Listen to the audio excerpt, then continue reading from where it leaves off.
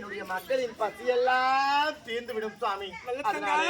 நீங்கள் எப்பேற்பட்ட வார்த்தை உரைத்தாலும் சரி என் மக்களை அழைத்து கொண்டு நம்ம காட்டுக்கு சென்று விறகு வெட்டில பேசிடலாமா சுவாமி? காட்டுக்கு சென்று விறகு வெட்டி பேசிடலாம். விறகு வெட்டியா? ஆமா சுவாமி. நல்ல தங்க சந்தனத்தை குளிக்கும் கையா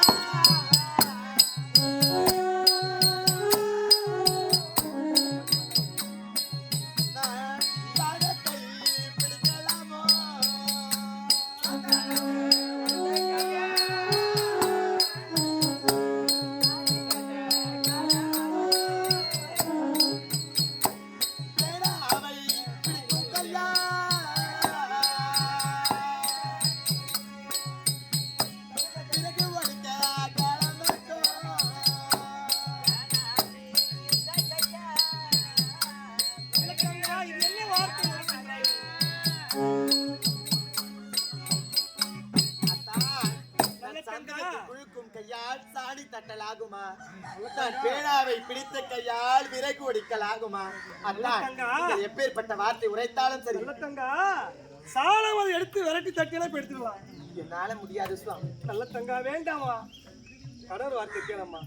அத்தா நல்ல தங்கா எப்பேற்பட்ட வார்த்தை உரைத்தாலும் சரி என் மக்களை அழைத்துக் கொண்டு என்னுடைய தாய் வீடு போகத்தான் பாருங்கடா மைந்தர்களா. எத்தனை முறை உரைத்தாலும் உங்கள் அண்ணனோடு செல்கின்றாய். நான் பெற்ற செல்வமுக்கு எதுவும் நேரக்கூடாது. நான் காட்டாய் வருவேன், கண்ட திருவாக பழந்து விடுவேன். ஈயா வருவன் இரு திருவாக பழந்து. போ போ போ மக்களா. அம்மா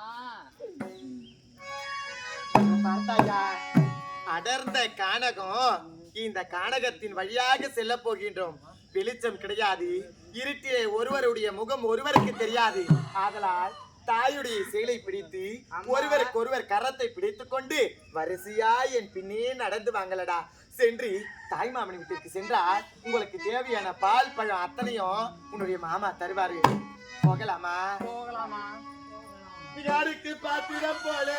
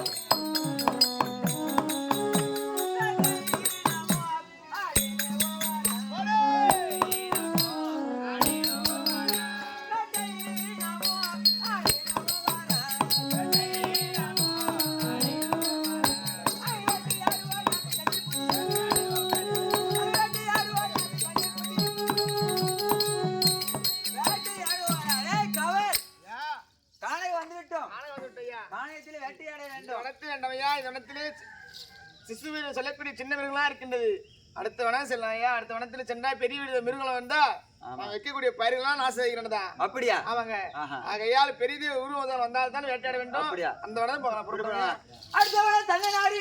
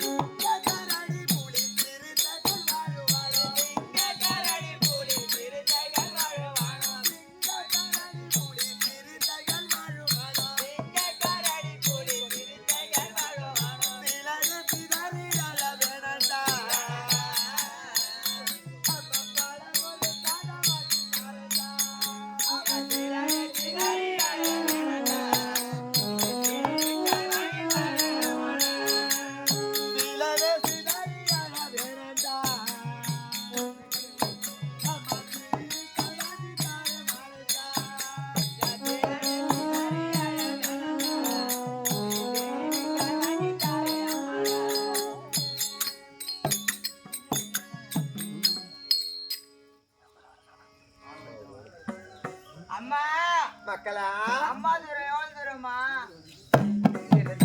அம்மா வீடு எவ்வளவு தூரமா? மாமா வீடு எவ்வளவு தூரமா? ஆமா. மக்களா அம்மா என் மக்கள் எல்லாம் பசிக்கின்றது, நடந்து நடந்து கால்கள் எல்லாம் நோகின்றது. தாய் மாமன் வீடு எவ்வளவு தூரம்னு கேட்கிறாங்களே, இந்த பாவி எப்படிமா சொல்லுவேன்? நான் திருமணமாகி வந்து 12 காலமாகி நான் தாய் வீட்டுக்கு போனதே கிடையாதம்மா. இந்த பாவி நான் அந்த வழி போவேனா இல்ல இந்த வழி போவேனா? இந்த பாவி நான் எந்த வழி போவேமா? மக்களா இந்த பாவி போக்கு வழிய மறந்துட்டா.